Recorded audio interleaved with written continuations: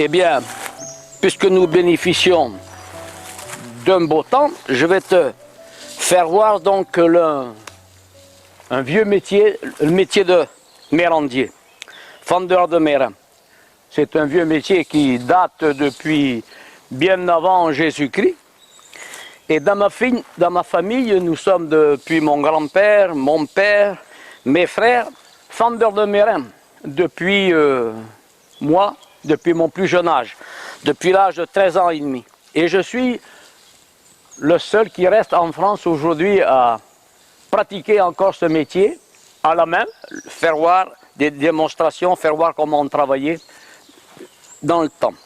Aujourd'hui, avec mes enfants, on a une entreprise de fabrique de merrain que nous avons effectivement modernisée. Nous n'avons plus la fente à la main, mais ce sont des fentes avec des presses hydrauliques.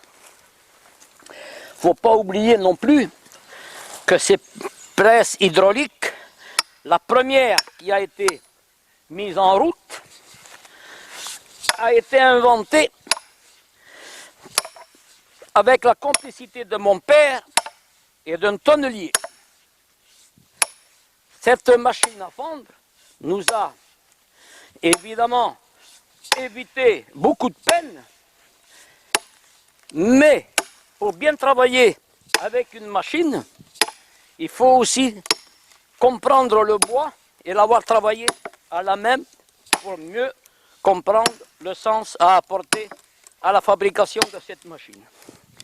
Et c'est pour ça que mon père, qui était fondeur démonstrateur aux établissements Rémy Martin à Cognac, en 1959-1960, avec, je l'ai déjà dit, la complicité d'un tonnelier, inventé cette machine à fondre. Cette machine à fondre, elle n'est inventée que pour faciliter le travail, mais l'ouvrier est toujours maître de la machine. Ce n'est pas la machine qui domine le travail de l'ouvrier. Comme aujourd'hui, beaucoup de machines, l'ouvrier est esclave de sa machine. Chez nous, ce n'est pas le cas.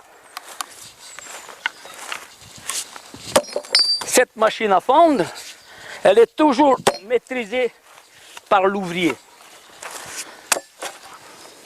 Et comme là aujourd'hui, eh bien, il faut vraiment connaître la force du bois, le fil du bois, pour pouvoir travailler savamment avec cette machine.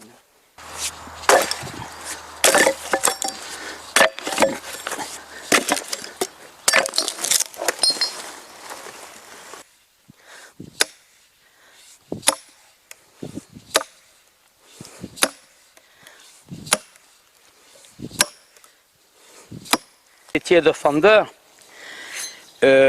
nous employons des coins que nous faisons transformer et qui est une large. Soit large pour dire que ça suive bien le fil du bois et qu'il ne soit pas, que ça ne fasse pas éclater mal à propos. Parce que le métier de fendeur de merrain, c'est de fendre le bois, le chêne en particulier, dans le sens du fil. Le métier de mérandier, c'est l'homme qui fend le bois dans le sens des rayons médulaires, dans le fil du bois, pour faire des lames de bois qui, lorsqu'elles seront travaillées par le mérandier, deviendront douelles. Et la douelle, qu'on verra plus tard, est l'élément essentiel de la barrique. Parce qu'on démarre avec des coins, il faut bien choisir son coin pour qu'il accepte de pénétrer dans le bois avec le moins d'effort possible. Il ne s'agit pas de taper comme des brutes pour fendre du bois. Il s'agit de travailler avec adresse. Et depuis l'âge de 13 ans et demi que je fais ce métier, ça fait quand même aujourd'hui plus de 63 ans, je n'ai travaillé que le chêne, que du chêne de qualité. Et je crois que j'ai beaucoup aimé ce métier et le chêne, et je crois qu'ils m'ont accepté. Ah, c'est que mon manche est de travers.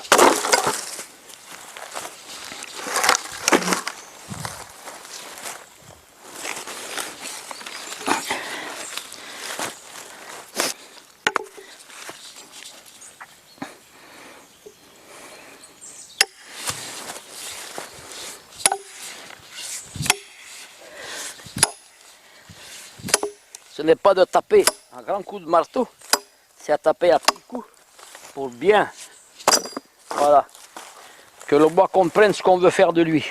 Quand j'étais jeune, avec mon père et mon frère, on était scieurs de long. C'est-à-dire qu'un arbre comme celui-ci, des gros chênes comme ça, on les abattait au passe-partout et à la hache. Et lorsqu'il était abattu, dans les parties un peu roulées, on faisait 1 mètre ou 2 de mérin, et plus haut, on faisait des traverses de chemin de fer. Et ça, c'était un métier extrêmement pénible, que j'ai commencé à 13 ans et demi, jusqu'à 17 ans et demi à peu près.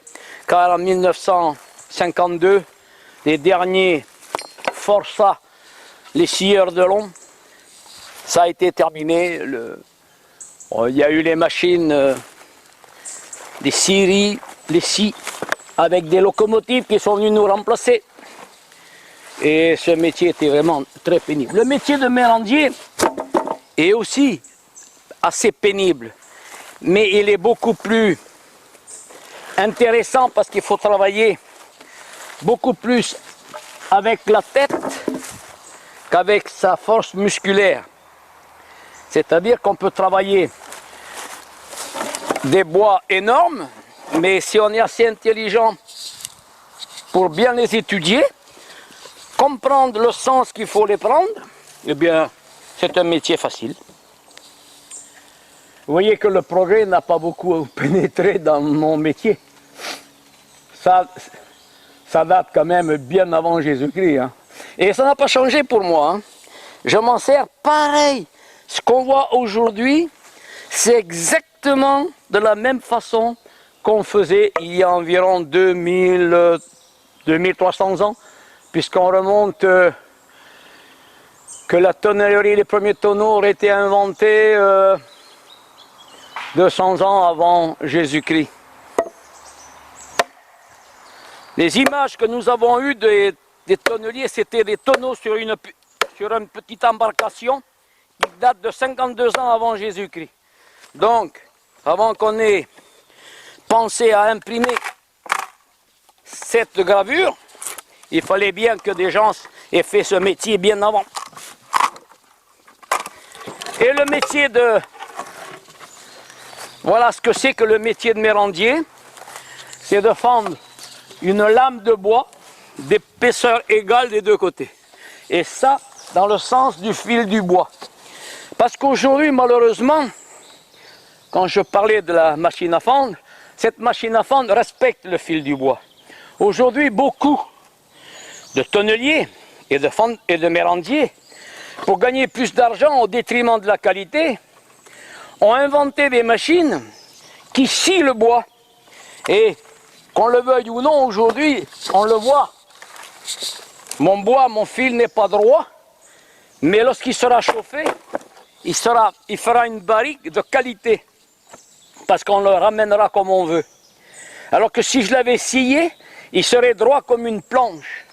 Et lorsque je le plierai, il aura beaucoup plus de chances de casser. Et il y aura beaucoup plus de pertes aussi dans la barrique, parce que les rayons médulaires seront découpés et une partie du vin pourra fuir. Oui, alors ce métier je l'ai beaucoup aimé. Si je ne l'avais pas aimé, je ne le continuerai pas aujourd'hui, ne serait-ce que pour faire des démonstrations. Mais si je l'ai aimé, il m'a aimé aussi, puisqu'il m'a permis quand même de bien gagner ma vie. Je l'ai déjà dit, je suis autodidacte. J'ai quitté l'école à 13 ans et demi et je suis devenu mérandier, scieur de long mérandier. Ces deux vieux métiers, je les ai commencés à 13 ans et demi. Et je me souviens, j'apprenais bien à l'école, mais la vie était dure, la famille chez nous était nombreuse. Avec mon frère aîné, on se sentait obligé de travailler. Il fallait donner un coup de main à papa et à maman pour aider à lever la petite nichée qui venait derrière. Et c'est comme ça qu'un jour, que je suis parti à l'école et mon frère aîné est venu me chercher à l'école. On était complices tous les deux. Il est venu me chercher pendant la récréation. J'ai quitté l'école. Je suis monté avec lui sur le vélo et il m'a amené à battre du bois, à battre des chênes avec mon père qui n'était pas au courant. Et c'est comme ça la vie. C'est comme ça, quand on commence une vie dans des difficultés, on apprécie dès qu'on trouve le moindre bonheur. Il y a une grande nuance avec aujourd'hui, où les jeunes sont toujours de qualité.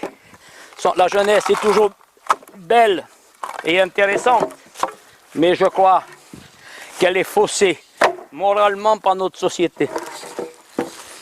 Les jeunes sont perdus. Nous avions la chance d'avoir du travail. Aujourd'hui, on a tout bradé. On a bradé nos économies. On a bradé notre savoir-faire. L'instruction, il faut instruire la population. Il faut qu'il y ait de l'instruction. Mais il faut que ces diplômes servent à quelque chose. Sinon, ce n'est pas la peine. J'ai des copains qui ont fait des études beaucoup plus poussées que moi parce que je n'avais rien. Aucun n'a réussi ce que j'ai réussi. Ce n'est pas par là qu'il faut croire que je veux dire que l'instruction ne sert à rien. Bien au contraire. Mais voilà, il faut que la société aussi donne à ces diplômes la valeur qu'ils doivent avoir et le travail qui va en face. Je reviens à mon outil, là. Ce sacré outil. Et en attraper des coups. Eh bien, il m'a permis de gagner de l'argent, de créer une entreprise qui aujourd'hui est mondialement connue, qui aujourd'hui va être perpétuée par mes enfants et aussi mon petit-fils qui adore travailler le bois et qui actuellement est à l'école du bois à Meymac où il vient d'être reçu à son bac et il continue ses études et il veut essayer, comme l'a fait son oncle, comme l'a fait sa maman, perpétuer l'entreprise que j'ai mis en route.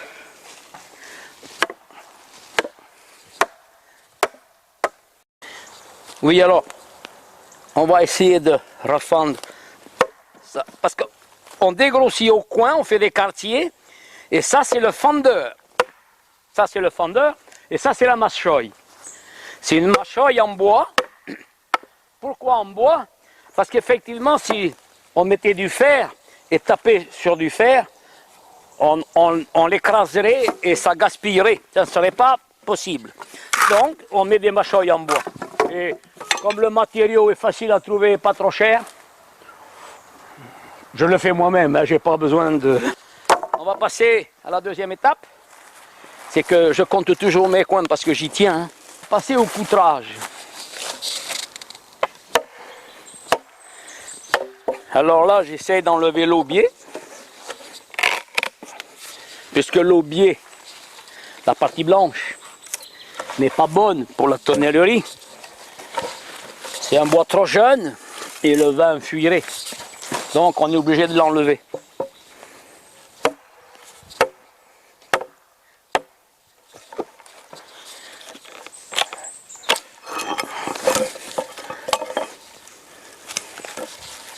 Voilà l'aubier qui est parti. Puis maintenant cette partie qui est trop mince, il faut également l'enlever. Ce qui fait que dans le Mérin, même qu'on n'emploie que du très très beau bois, il y a 80% de pertes. C'est pour ça que les mérangiers ne deviennent jamais riches. Mais enfin, ils ne se plaignent pas quand même. Voilà, maintenant nous allons passer au coutrage. Ça c'est un coutre. On dit, c'est une queue d'hirondelle. Et pourquoi une queue d'hirondelle? Parce que, et même là, vous voyez, on a mis du plomb, parce qu'il faut que ça fasse balancier et que ça se règle au pouce. Le mouvement doit être naturel, toc, toc, et on ne se fatigue pas. S'il est mal équilibré, on se fatigue énormément.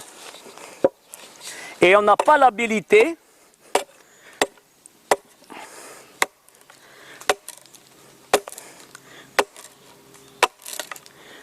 ça remplace la scie. Maintenant, on déligne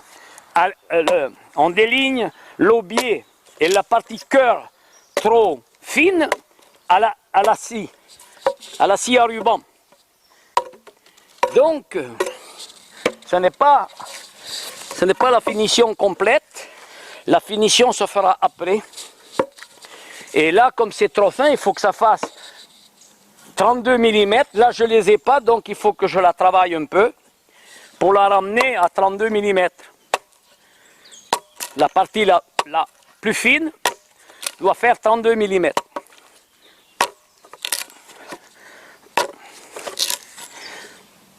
Alors, vous savez que quand j'étais gosse, on travaillait dans la forêt, dans des huttes. C'est avec les copeaux, là, qu'on faisait la toiture de nos huttes. C'était magnifique. Et quand j'apprenais à coutrer comme ça, mon père me disait, tu dois faire un copeau du début à la fin. Ce sont les mauvais ouvriers qui cassent leur copeau avant. Et c'est vrai que ces copeaux-là, lorsqu'on les posait bien comme il faut, ben, l'eau ne pénétrait pas. L'eau glissait sur ces petits copeaux. Il est un peu sec, il est dur à travailler. C'est pas beau comme boulot ça?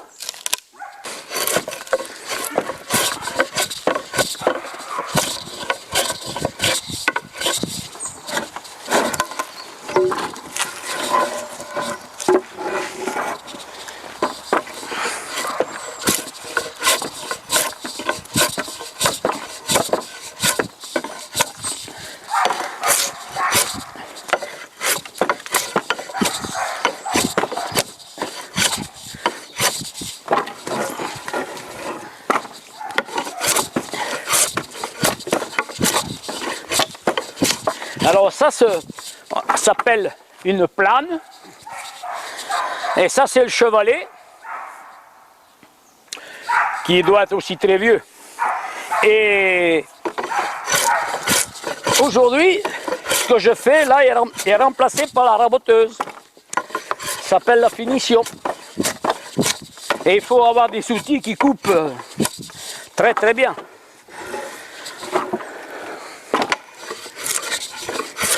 Et il fallait aussi des taillandiers, des gens qui travaillaient le fer,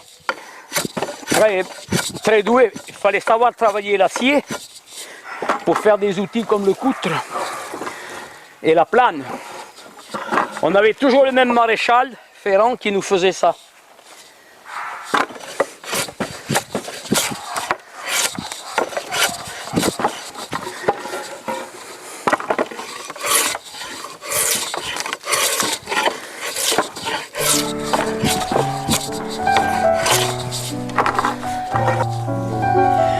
Pourquoi quand on fend le bois dans le fil du bois, dans les rayons médulaires, c'est pour obtenir ça. Voilà le fil du bois.